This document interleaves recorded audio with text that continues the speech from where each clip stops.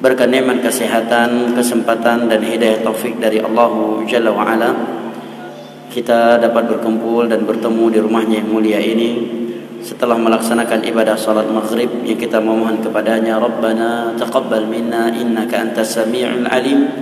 Sembari menunggu masuknya waktu salat isya, kita saling tawasi bil haq dan tawasi bis sabr. Salawat beserta salam senantiasa kita sanjung sajikan kepada Nabi besar kita, keluarga dan segenap sahabat-sahabat beliau yang telah bersabda, "Wa man salaka tariqan yaltamisu fihi ilma sahalallahu lahu bihi tariqan ila al-jannah.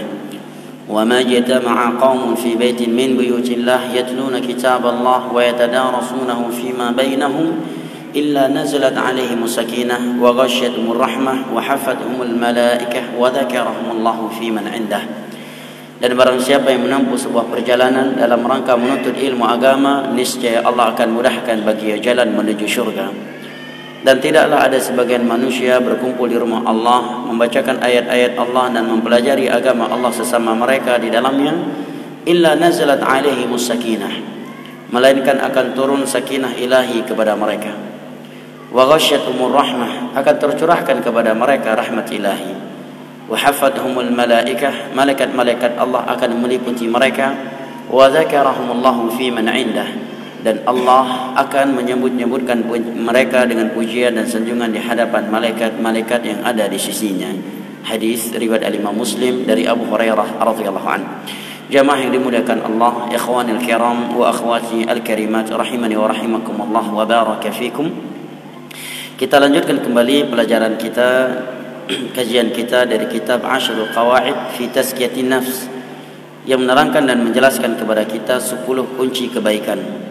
10 kunci kebaikan terkait pensucian jiwa. 4 dari 10 kaidah ini telah kita selesaikan di beberapa sesi kajian sebelumnya. Berikut ini kaidah atau kunci yang kelima. Al-qa'idatul khamisah. At-tazkiyatu tahliyatun wa tahliyatun, takhliyatun wa tahliyatun.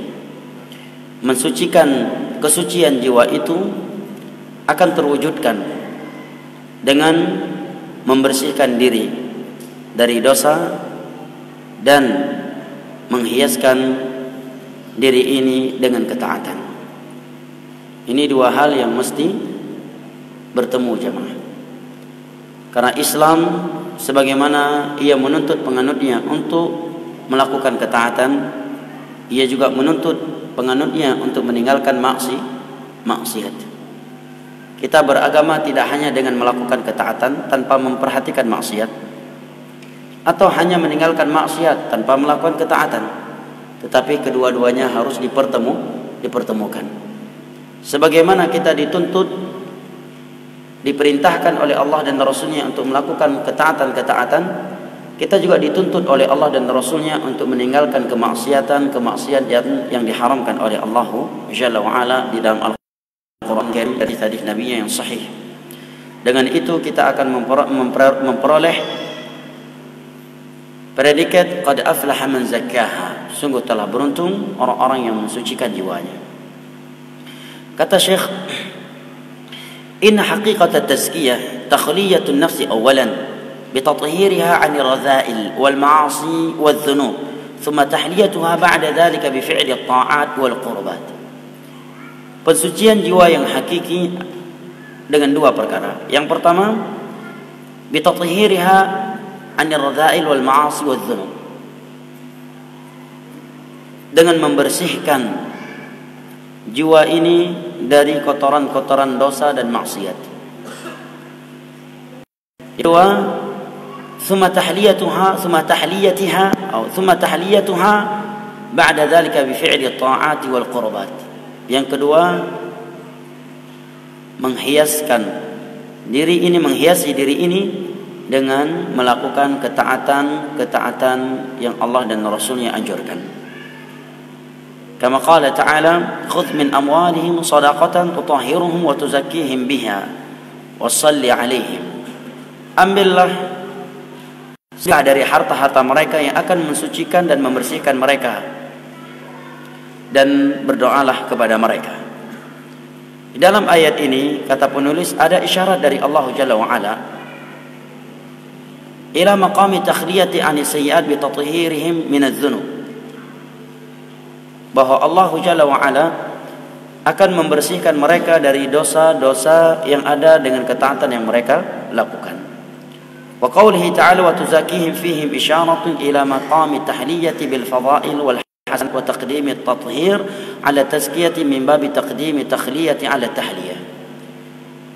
Kesimpulannya kata Syekh, bahwa ayat di atas menerangkan kepada kita bahwa kesucian dan kebersihan jiwa itu adalah dengan takhliyah wa tahliyah, dengan melakukan dengan Allah Jalla wa Ala, bersihkan mereka dari maksiat-maksiat yang mereka tinggalkan, dan menghiasi atau serta membersihkan hati mereka, jiwa mereka dengan ketaatan-ketaatan yang mereka lakukan. Dalam ayat ini berupa sedekah yang mereka keluarkan dari harta-harta mereka. Maka kata Syekh, fala budda liman arada tazkiyata nafsihi an yuqni'a awalan 'anil dhunubi wal athami allati tufsidu al-qalb wa tahjibu 'anhu nur al-hidayah wal iman. Maka barang siapa yang ingin mensucikan jiwanya, karena di dalam ayat dari surat Asy-Syams Allah telah berfirman, qad aflaha man zakkaha wa qad khaba man dassaha. Sungguh telah beruntung orang yang telah mensucikan jiwanya, dan sungguh telah merugi orang yang telah mengotori jiwanya. Dalam surat Al-A'la Allah berfirman, qad aflaha man tazakka. Sungguh telah beruntung orang yang memiliki jiwa yang suci. Maka tentunya seorang mukmin tidaklah ketika mendengar ayat-ayat yang seperti ini, melainkan dia akan menginginkan predikat yang mulia tersebut. Karena keberuntungan yang sesungguhnya adalah keberuntungan di akhirat kelak, sebagaimana kebahagiaan yang menimpa seorang hamba di akhirat kelak. Karena kehidupan di dunia ini, sebagaimana yang telah kita terangkan dengan ayat-ayat dan hadis-hadis serta ucapan ulama salaf sebelum di kajian sebelumnya, tidak lebih dari 1,5 jam. Kehidupan yang semu, lagi menipu, dan amat sebentar. Kata penulis, maka barang siapa yang menginginkan kesucian jiwa, maka hendaknya dia melepaskan dirinya dari dosa-dosa, dari maksiat-maksiat yang dapat merusakkan hati, dan dapat menghalangi cahaya hidayah dan iman kepadanya. Ucapan Syekh menerangkan kepada kita bahwa dosa itu dia dapat merusakkan hati. Maka seorang itu semakin banyak maksiat yang dia lakukan, maka semakin gelisah hatinya, semakin gak nyaman dia, semakin sempit dadanya. Kenapa? Karena memang Allah telah berfirman dalam Al-Quranul Karim, ala bidzikrillahi tatma'innul qulub. Ketahuilah oleh kalian, sesungguhnya hati kalian itu, hati manusia itu hanya tentram, hanya bahagia, hanya nyaman dengan zikir, mengingat, melakukan ketaatan kepada Allah Jalla wa'ala. Andai kata seorang sedang depresi, sedang gelisah, galau, atau sempit dadanya dikarenakan problem-problem yang menimpanya, lantas dia ingin menghilangkannya dengan berzina, dengan pergi ke diskotik, dengan ke karaoke, dengan berjudi, dengan mengkonsumsikan barang-barang atau obat-obat terlarang demi Allah. Depresinya, kegelisahannya tidak akan hilang, bahkan akan semakin besar dan semakin parah. Beda halnya kalau dia sedang depresi, sedang gelisah, sedang sempit dadanya, dia langsung berwudu. Begitu air wudu menyentuh anggota tubuhnya, di saat itu hatinya akan langsung nyaman. Kemudian dia sholat 2 rakaat, ataukah dia pergi ke masjid untuk melakukan sholat berjamaah. Dia membaca Al-Quranul Karim, dia berdoa kepada Allah Jalla wa'ala, dia beristighfar, dia bersalat kepada Nabi, dia berzikir dengan zikir-zikir yang telah dianjurkan oleh Allah dan Rasulnya. Tidaklah dia melakukan hal yang seperti itu di saat dia seperti itu, melainkan akan hilang dan akan pergi kegelisahan, kegundah gulanaan, dan depresi yang sedang menimpanya. Orang yang beriman dan beramal saleh tidak akan pernah memandang aksi bunuh diri itu menyelesaikan masalah.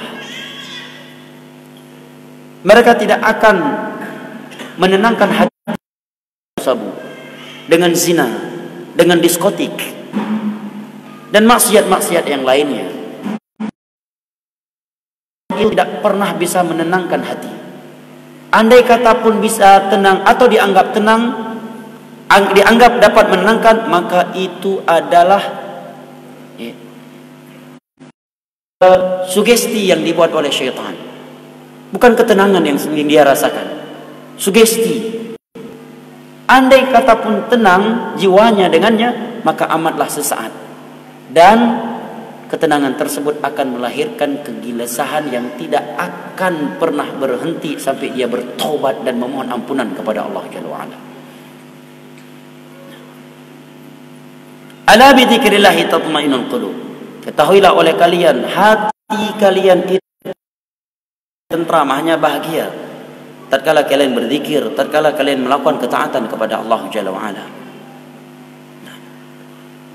Sebagai contoh ya, perang Badar. Demi Allah, sejarah pasukan yang berani seperti pasukan perang Badar. Ya.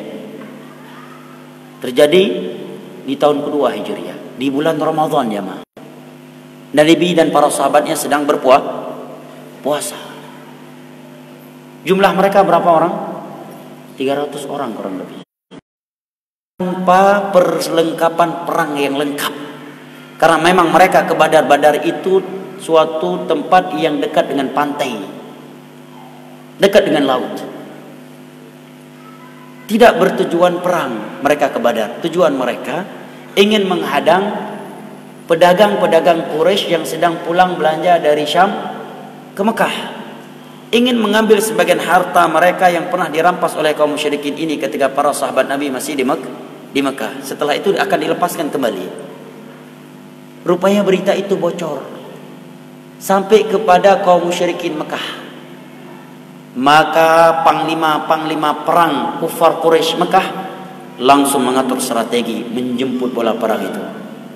Abu Sufyan, ya, Abu Lahab, Abu Jahal, tokoh kaum musyrikin Mekah lainnya berangkat membawa pasukan yang lengkap dengan senjata dan perlengkapan perang, kurang lebih mereka 1000 orang.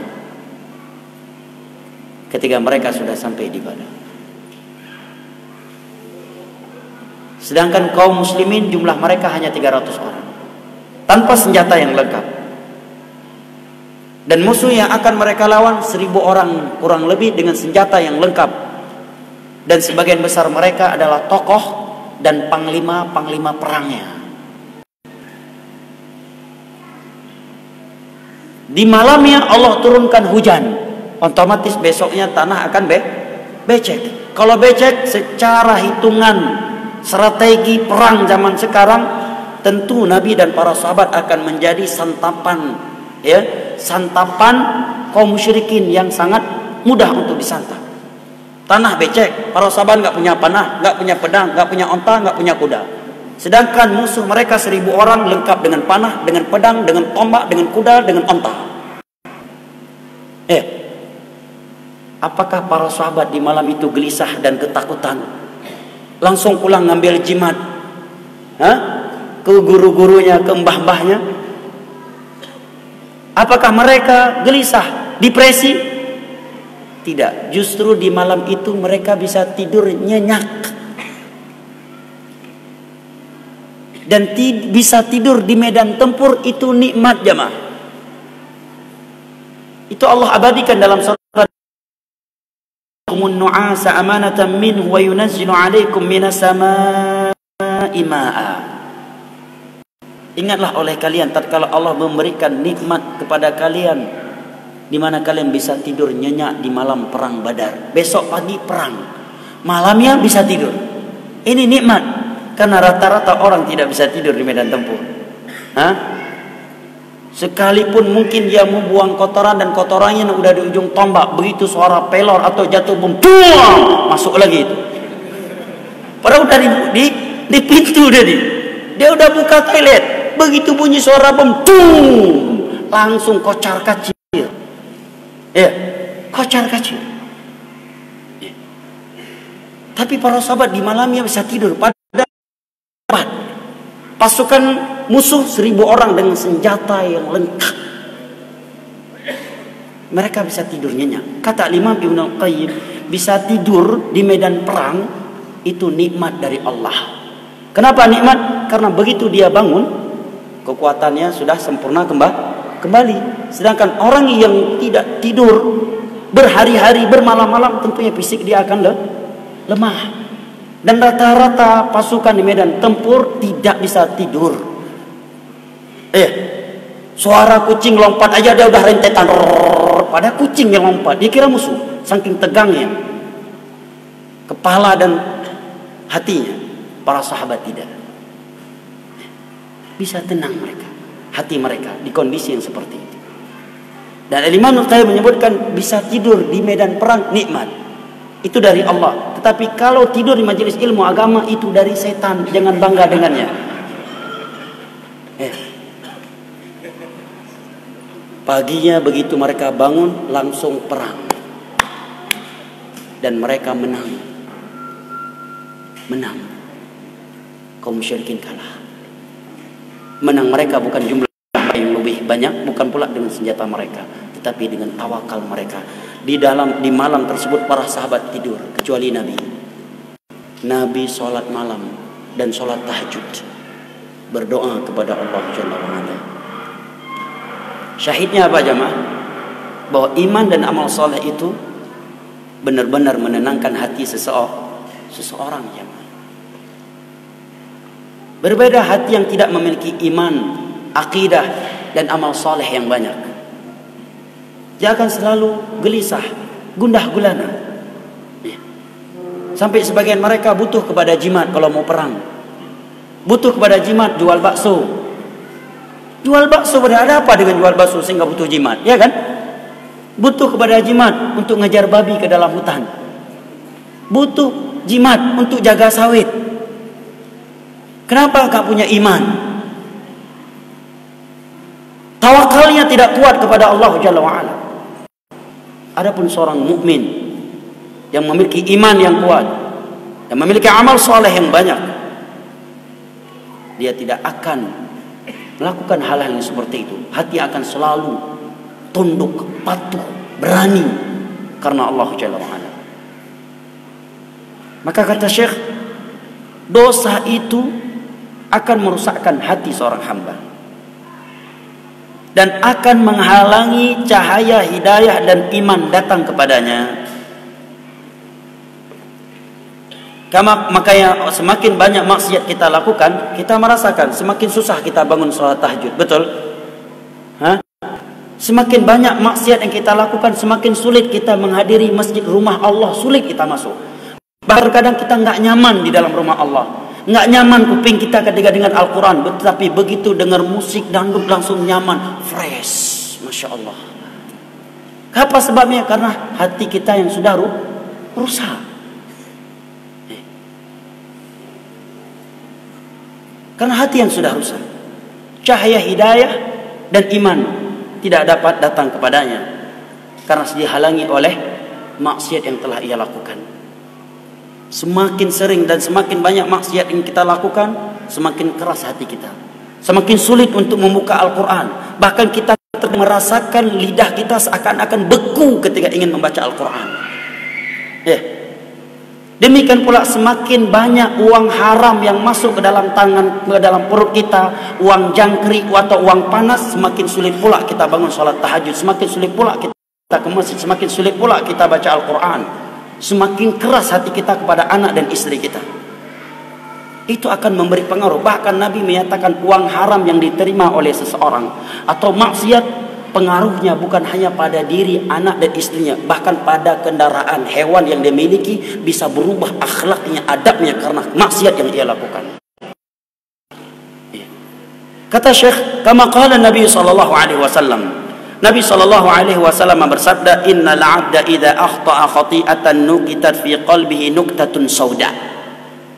apabila seorang hamba melakukan suatu maksiat, maka dititikkan ke dalam hatinya titikan hitam, titik yang berwarna hitam.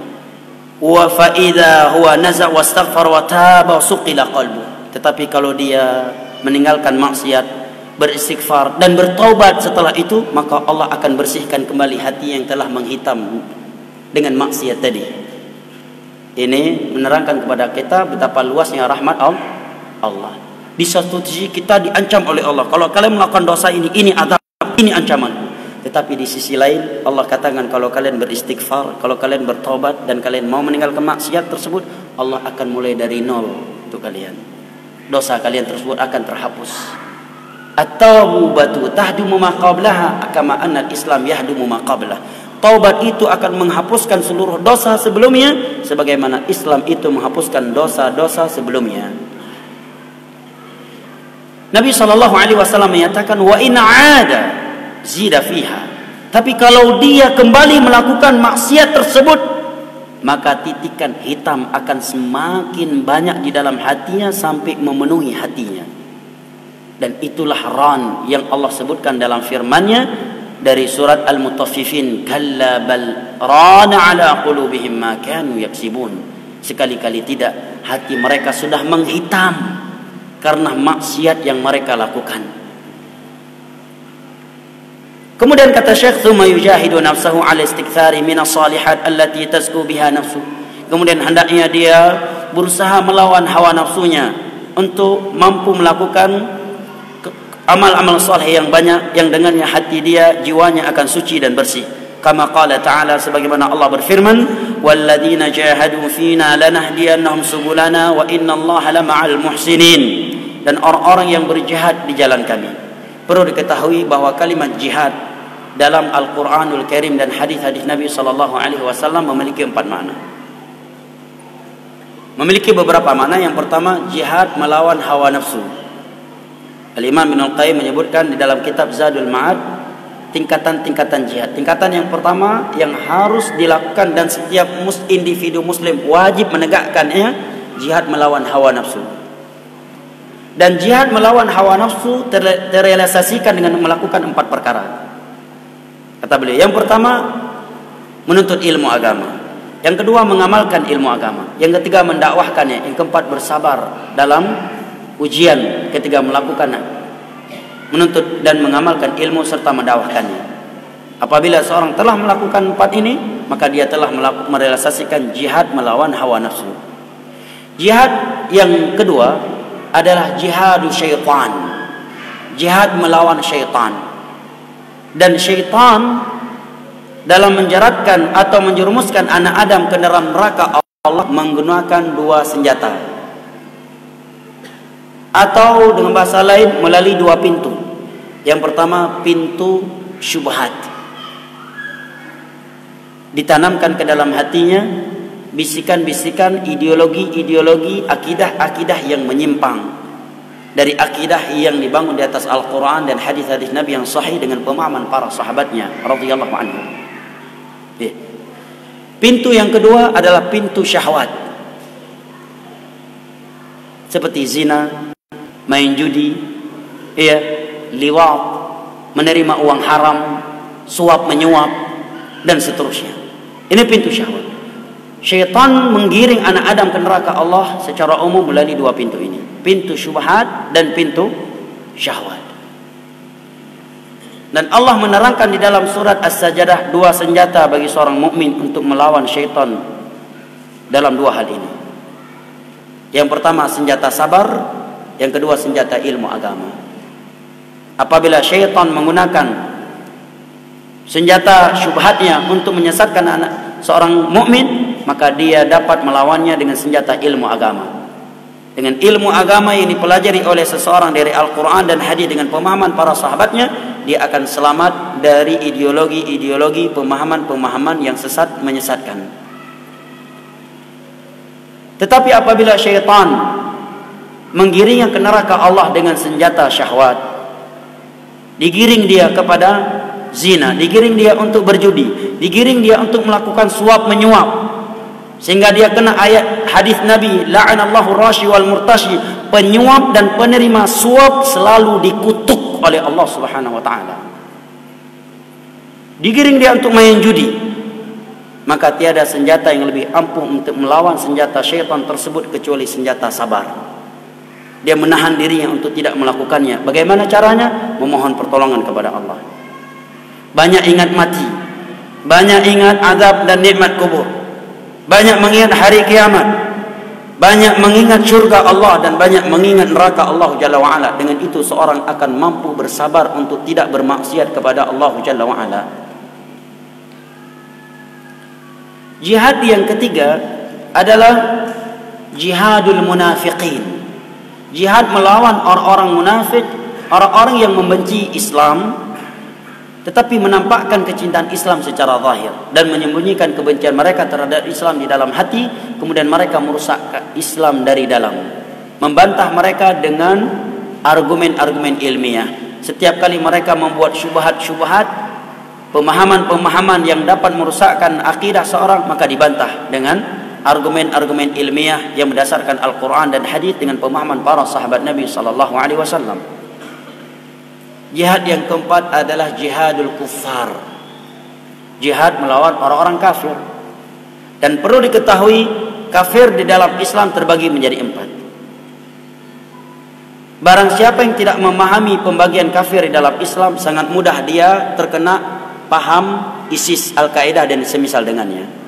Orang yang tidak memahami pembagian orang kafir dalam Islam ada empat, sangat mudah dia digiring, ditarik kepada pemahaman ISIS, Al-Qaeda, N11, Jamus dan yang semisal dengannya.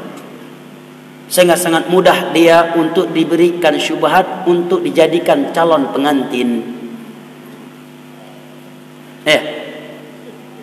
Yang pertama dalam Islam ada istilah kafir muahad. Kafir yang sudah ada perjanjian hidup damai antara negara kita dengan negara mereka. Kafir yang seperti ini haram darahnya, tidak boleh dibunuh, tidak boleh dirampas hartanya, dan tidak boleh dihancurkan kehormatannya. Nabi SAW bersabda, man qatala mu'ahadan lam yajid arfal jannah wa inna rihaha latujadu masirata 40 ama. Dan barang siapa yang membunuh kafir mu'ahad, maka sungguh dia tidak akan mencium bau syurga, dan bau syurga itu dapat dicium semenjak perjalanan 40 tahun. Oleh karena itu kita tidak sepakat dan kita mengingkari aksi bom terhadap gereja di Prancis beberapa tahun yang lalu, atau yang semisal dengannya. Bukan karena kita cinta kepada gereja, bukan karena kita cinta kepada selain agama Islam, tetapi karena aksi tersebut adalah aksi yang bertentangan dengan aturan Islam. Karena mereka kafir muahad, yang sudah ada kesepakatan hidup damai antara negara tersebut dengan negara Islam. Orang yang membunuh kafir mu'ahad, Nabi ancam tidak akan mencium bau syurga. Yang kedua adalah kafir musta'min. Kafir yang masuk ke negeri Islam dengan adanya jaminan keamanan dari pemerintah atau bahkan dari individu muslim yang ada di negeri tersebut. Maka kafir yang seperti ini dibunuh, tidak boleh dirampas hartanya, dan tidak boleh dihancurkan kehormatannya. Seperti turis-turis yang datang ke negeri kita, atau mereka yang datang untuk bisnis. Dalam sebuah hadis yang diriwayatkan oleh Imam Muslim dari Ummu Hani radhiyallahu anha, beliau pun bahwa Ummu Hani pernah memberi jaminan keamanan untuk individu musyrik Mekah masuk ke Madinah.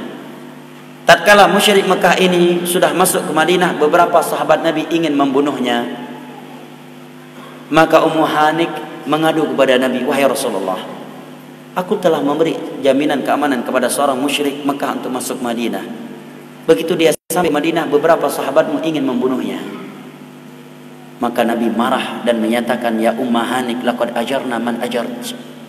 Wahai Ummu Hani, aku jamin keamanan untuk musyrik kafir yang engkau jamin keamanan untuknya. Kemudian Nabi memarahi para sahabatnya dan menyatakan, inna yadal muslimina wahidah. Sesungguhnya jaminan kaum mukminin itu satu. Apabila salah satu di antara mereka memberikan jaminan, maka hendaknya yang lainnya menghargai jaminan tersebut. Oleh karenanya kita berlepas diri, mengingkari dan mengutuk aksi bom Bali 1, aksi bom Bali 2, aksi bom Mario. Karena kafir yang ditarget tersebut adalah kafir musta'min yang harus dijaga darah, harta dan kehormatannya.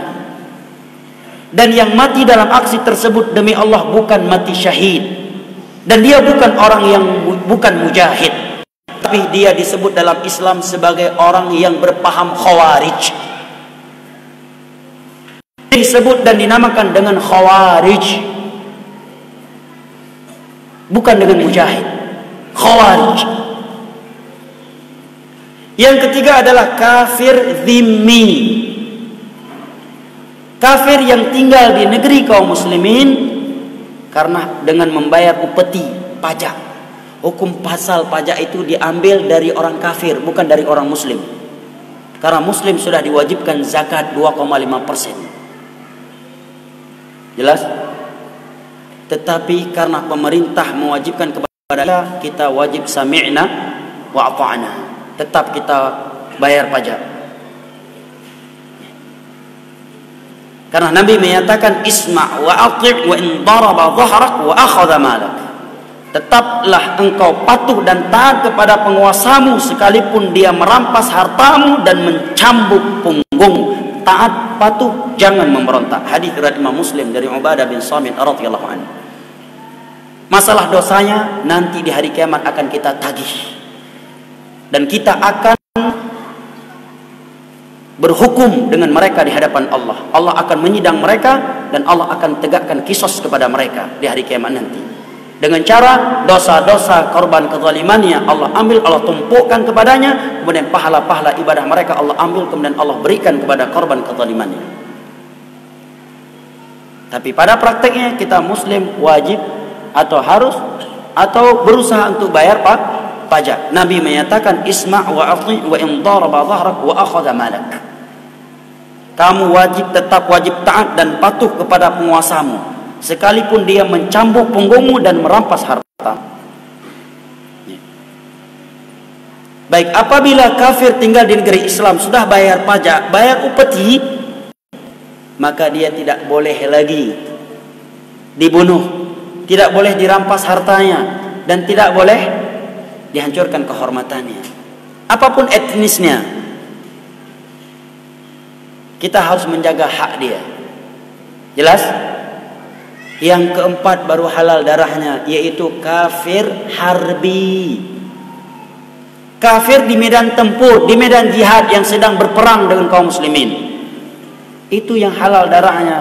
Itulah kafir yang harta mereka menjadi ghanimah. Itu pun anak-anak, wanita-wanita dan kakek-kakek dari mereka tidak boleh dibunuh kecuali tak saja. Tempat-tempat ibadah mereka tidak boleh dihancurkan. Nah, mereka Al-Qaeda, mereka Khawarij atau Neo Khawarij, Al-Qaeda, ISIS, N11 atau yang semisal dengannya, mereka mengambil ayat-ayat hadis-hadis yang memerintahkan kita untuk membunuh kafir harbi, kemudian dia sampaikan secara umum tanpa mereka rincikan, dan mereka sebutkan bahwa ada kafir dhimmi, ada kafir musta'bin, dan di sana ada kafir muahad. Sebagai contoh, dia ambil anak muda, dia cuci otaknya, ya, dia doktrin, dia buka YouTube, dia semakan menonton perang-perang di Suriah, di Palestina, kemudian ditanamkan kebencian di dalam hatinya kepada orang-orang kafir, kemudian dibacakan kepadanya ayat Allah, waqtuluhum haitsu taqiftumuhum, bunuhlah orang-orang kafir oleh kamu dimanapun kamu mendapati. Ya, anak muda yang enggak punya background agama, yang belum mengetahui rincian kafir, begitu dia dengar ayat itu, apa yang dia terpikirkan olehnya? Dapat di Bali, dia bom di Bali. Dapat di Marriott, ya di bom di Marriott. Dapat di bandara, ya di bom di bandara. Kan begitu. Tapi kalau dia sebutkan rincian tadi, maka seorang akan jelas, kok kafir. Maksud itu adalah kafir harbi. Sedangkan yang di negeriku mereka musta'min, mereka muahad, mereka dhimmi, tidak boleh dibunuh, tidak boleh diambil hartanya, harus dimuliakan. Jelas jamaah? Ya. Taib. Ini 4 macam jihad dalam agama kita. Nah, Allah berfirman, kita kembali lagi kepada ayat yang menerangkan pemasaran jihad. Kata Allah, walladzina jahadu fina lanahdiyannahum subulana. Orang-orang yang menegakkan jihad di jalan kami, sungguh kami akan memberikan hidayah kami kepada mereka, dan sesungguhnya Allah bersama orang-orang yang berbuat kebaikan. Qala Ibnu Taimiyah rahimahullah, Syekhul Islam Ibnu Taimiyah rahimahullah taala menyatakan, "Fatazkiyatu wa in kana asluha an-nama' wal barakatu wa ziyadatul khair, fa innama tahsulu bi izalati syarr, wa li hadha sara tazakki yajma' hadha wa hadha." Kesucian jiwa itu, sekalipun dia bermakna keberkahan dan bertambahnya kebaikan dengan melakukan suatu ketaatan, tetapi dia juga mengharuskan meninggalkan kejelekan. Maka barang siapa yang ingin mensucikan jiwanya, dia harus mempertemukan ketaatan, melakukan ketaatan dan meninggalkan kemaksiatan. Jangan salat 5 waktu jalan, tapi judi juga jalan. Bahkan sedang main judi berhenti judi, ya mau salat dulu, minta pula dalam salat biar menang judinya. La haula wala quwata illa billah. Salat 5 waktu jalan, zina juga jalan, uang jangkrik juga halal dan jalan, uang haram juga jalan. Ini bertentangan dengan kaedah-kaedah agama. Orang yang ingin meraih syurga Allah, ingin mensucikan jiwanya, dia dituntut untuk melakukan ketaatan dan dia juga dituntut untuk meninggalkan hal-hal yang Allah haramkan. Kemudian kata penulis rahimahullah taala, wa qala Ibnu Sa'di inda qaulillahi ta'ala balillahu yuzakki man yasha. Syekh Abdurrahman As-Sa'di ahli tafsir ketika menerangkan firman Allah balillahu yuzakki man yasha, bahkan Allah lah yang akan mensucikan siapa saja yang dia kehendaki, maksudnya adalah bil iman wal amali salih, dengan iman dan beramal saleh. Yang demikian itu bitakhalli anil akhlaq ar-radilah, dengan meninggalkan perbuatan-perbuatan akhlak-akhlak yang buruk, wa tahalli bisifatil jamilah, dan dengan memiliki sifat-sifat yang baik. Ini kunci yang kelima. Kunci yang keenam, untuk menyingkat waktu kita selesaikan sebelum Isya insyaallah. Kunci yang keenam, hendaknya dia menutup seluruh pintu dan seluruh sarana yang dapat membuat dia meninggalkan perintah-perintah Allah dan dapat menjerumuskan dia ke dalam perkara-perkara yang Allah haramkan. Seorang jangan justru membuka sarana maksiat untuk dirinya. Kita dituntut untuk menutup seluruh pintu yang dapat menjerumuskan kita ke dalam neraka Allah Jalla wa'ala. Jangan justru kita membuka dan senang dengannya.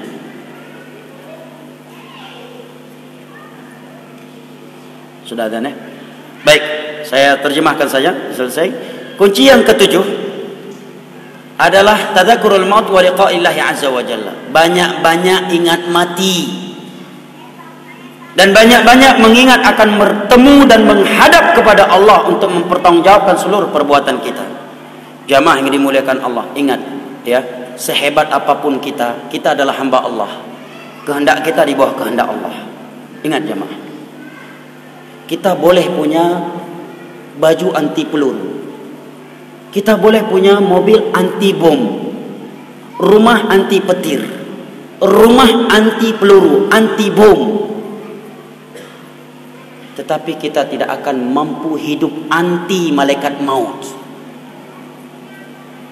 Ya, boleh kita punya mobil anti bom, baju anti peluru, rumah anti bom, anti rudal bahkan, tapi tidak ada yang mampu hidup anti malaikat maut.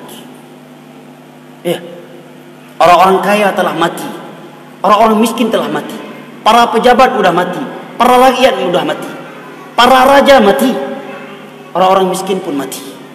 Siapa yang memprediksi raja nomor 1 dan terbengis di dunia di masa Ibrahim alaihi salam? Rupanya Allah matikan dengan seekor lalat yang masuk ke otaknya melalui hidungnya. Bayangkan itu. Dia dimatikan oleh Allah bukan dengan rudal, bukan ditembak oleh pesawat tempur, bukan ditembak oleh sniper, bukan dilemparkan bom ke dalam mobilnya, bukan.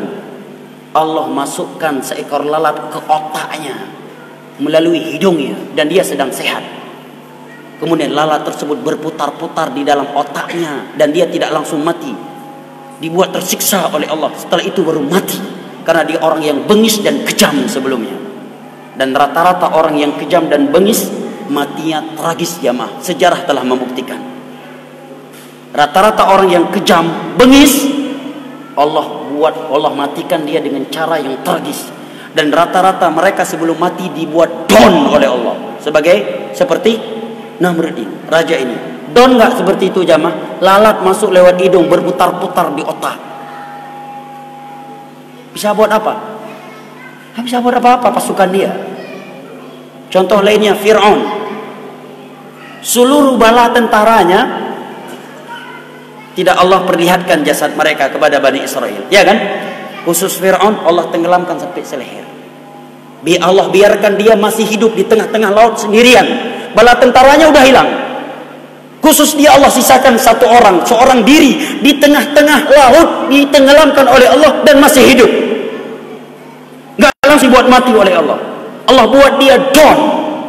Setelah itu baru dia menyatakan, ya Allah, aku bertaubat, aku beriman ya Allah. Dia baru mengucapkan la ilaha illallah. Falamma adraqahul gharaq, ketika air leher sudah sampai ke lehernya atau sudah tenggelam, sudah terpaksa baru beriman. Setelah itu mayatnya Allah angkat, kemudian Allah terbangkan ke tepi pantai, sehingga Bani Israel menjadi yakin bahwa Fir'aun benar-benar sudah mati. Don nggak dibuat seperti itu jemaah. Don jemaah. Hati kita bukan dari besi jemaah. Hati kita dari segumpal daging jemaah. Dan segumpal daging ini tidak akan pernah kuat kecuali dengan iman dan amal saleh. Kita banyak-banyak ingat mati jemaah. Ketika kita ingin berzina, ingat kalau mati sedang zina gimana? Nih, kalau ingin judi, kira-kira kalau mati sedang main judi gimana? Mau masuk diskotik, tiba-tiba malaikat maut datang menarik nyawa ente dan ente sedang dalam diskotik. Di atas perut pelacur misalkan. Naudzubillah min dzalik. Ketika ditawarkan uang 86, uang haram misalkan 500 juta, ente ngambil, tiba-tiba malaikat maut datang, ente sedang menerima uang haram. Dan Nabi SAW bersabda, innamal a'malu bil khawatim. Amalan itu dengan penutupnya. Nabi juga bersabda, yub'atsu kullu 'abdin 'ala ma mata 'alaihi. Setiap orang itu akan dibangkitkan oleh Allah sesuai dengan kondisi matinya. Mati dalam diskotik, orang akan tahu di padang mahsyar nanti dia mati dalam diskotik. Walaupun setelah itu dia dimandikan, dikafankan, disolatkan oleh ustaz sekalipun. Di hari kiamat Rasulullah katakan, yub'atsu kullu 'abdin 'ala ma mata 'alaihi. Setiap orang itu akan dibangkitkan oleh Allah sesuai dengan kondisi matinya. Kita ini lemah jemaah. Jangankan dengan perkara akhirat, jangankan dengan tsunami ya, gempa bumi, kita baru naik pesawat lagi take off, gemetar badan kita, langsung lemas badan kita, ya kan? Mau pangkatnya Prada, mau jenderal sekalipun, baru take off udah gemetar dia, istighfar dia, padahal terbang mau ke Makau main judi misalkan. Sebelum naik pesawat dia preman, petantang, petenteng. Begitu naik pesawat baru take off, dia pula yang paling banyak istighfar. Dia yang paling fasih. Lemah kita jemaah. Nggak perlu kita bersikap sombong dengan Allah Subhanahu wa taala. Kami tsunami dalam sekejap waktu 300.000 nyawa Allah ambil. 300.000 nyawa jemaah diambil oleh Allah. Di beberapa daerah di Palu saya turun, beberapa daerah di blender oleh Allah. Tempat yang di situ liwat, ada zina, ada judi, di blender oleh Allah lingkungannya. Dan saya sudah melihatnya. Tempat tersebut di blender oleh Allah. Kita lemah jemaah. Kita hanya kuat tatkala kita tawakal kepada Allah Subhanahu wa taala. Lemah kita. Nah, maka kata Syekh, kalau mau istiqomah di atas agama Allah, berani melaksanakan perintah Allah, meninggalkan maksiat Allah yang dengannya hati kita akan suci, akan bersih, banyak-banyak ingat mati. Hidup kita ini hanya sementara. Malam ini saya atau Anda mati, finish. Malam ini kita mati, langsung malam ini kita akan merasakan azab atau nikmat kubur di alam barzakh. Kondisi kita di alam, enggak adab nikmat, enggak nikmat azab, enggak azab nikmat, enggak nikmat azab sampai hari kiamat. Setelah itu padang mahsyar, dia dibangkitkan, tidak berpakaian sehelai benang pun, tidak disunat, dan matahari sejarak 1 mil di atas kepala kita. Di saat itu kita akan dihisab, mizan, nasyrus suhuf, akan diperintahkan untuk melewati sebuah jembatan yang lebih tipis daripada rambut, lebih tajam daripada pedang yang Allah bentangkan di atas neraka jahanam. Di atasnya ada duri-duri yang akan menyambar siapa saja yang Allah perintahkan. Tiada yang mampu melewatinya kecuali orang-orang yang bertakwa, kata Allah Jalla wa Ala. Tsumma nunajjil ladzina taqaw. Dan di saat itu jangankan dari bawahannya, dari atasannya, dari anak kandungnya sendiri dia lari, dari istrinya. Bahkan Allah sebutkan dalam surat Al-Ma'arij, andai kata ada tawaran kepada kita, kamu boleh selamat dari neraka dengan syarat ayah kandungmu, ibumu, anakmu, istrimu kami jadikan sebagai pengganti kamu, kami bakar dalam neraka, boleh? Semua kita akan siap menerimanya, dan kita menerima tawaran tersebut. Karena dahsyatnya hari kiamat. Yawaddul mujrimu law yaftadi min adabi yaumi idin bibani wa sahibatihi wa akhihi wa fasilatihi allati tuwi wa man fil ardi jami'an thumma yunji. Setelah itu surga atau neraka, dan satu hari di akhirat paling pendek ya ka alfi sanatin mimma ta'udun, seperti 1000 tahun di dunia ini. Sebagian hari yang lainnya khamsina alfana, seperti 50.000 tahun di dunia ini. Sebentar hidup kita aja. Kalau mau kita hitung-hitungkan kehidupan kita di dunia dengan akhirat, yang Nabi katakan umur mayoritas umat beliau antara 60 hingga 70 tahun, amat sedikit yang punya umur lebih dari itu. Kita tidak lebih dari 1,5 jam di dunia ini. Kita kaya nggak lebih 1,5 jam. Kita miskin tidak lebih dari 1,5 jam. Kita jadi komandan tidak lebih dari 1,5 jam. Kita jadi bawahan tidak lebih dari 1,5 jam. Kita jadi raja nggak lebih dari 1,5 jam. Kita jadi rakyat jelata juga tidak lebih dari 1,5 jam. Setelah itu mati. Setelah mati langsung azab atau nikmat sampai hari kiamat. Besar jamaah pertanggungjawaban kita. Dan kita banyak mengingat kematian, kita akan istiqamah. Yang terakhir, dengan ini kita tutup majelis ini. Yang ke-8, dia hendaknya mencari bergaul dengan teman-teman yang baik dalam sehari-harinya. Yang ke-9, hendaknya dia berhati-hati dari sifat ujub dan tertipu dengan kesalehannya, ya, agar dia selalu memperbaiki dirinya dan merendah hati dengan manusia.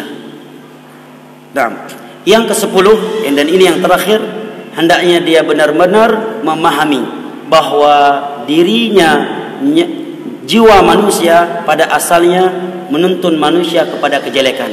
Maka jangan dia turuti setiap keinginan jiwanya, kecuali sesuatu yang tidak bertentangan dengan agama Allah Jalla wa Ala. Baik, dengan ini kita telah menyelesaikan kajian kitab Asyrul Qawaid fi Tazkiyatin Nufus, 10 kunci terkait pensucian jiwa. Mudah-mudahan bermanfaat. Lebih dan kurangnya saya mohon maaf. Wabillahi taufiq wal hidayah. Wa sallallahu ala nabiyina Muhammad wa ala alihi wa sahbihi ajma'in. Kita memohon kepada Allah, sebagaimana Allah telah mengumpulkan kita di rumahnya yang mulia ini di saat ini, agar kembali mengumpulkan kita kembali di dalam syurga firdausnya ma'an nabiyyin wasiddiqin wasyuhada'i wassalihin wa hasuna ulaika rafiqa. Amin ya rabbal alamin. Subhanakallahumma bihamdik asyhadu an la ilaha illa anta astaghfiruka wa atubu ilaik. Wassalamu alaikum warahmatullahi wabarakatuh.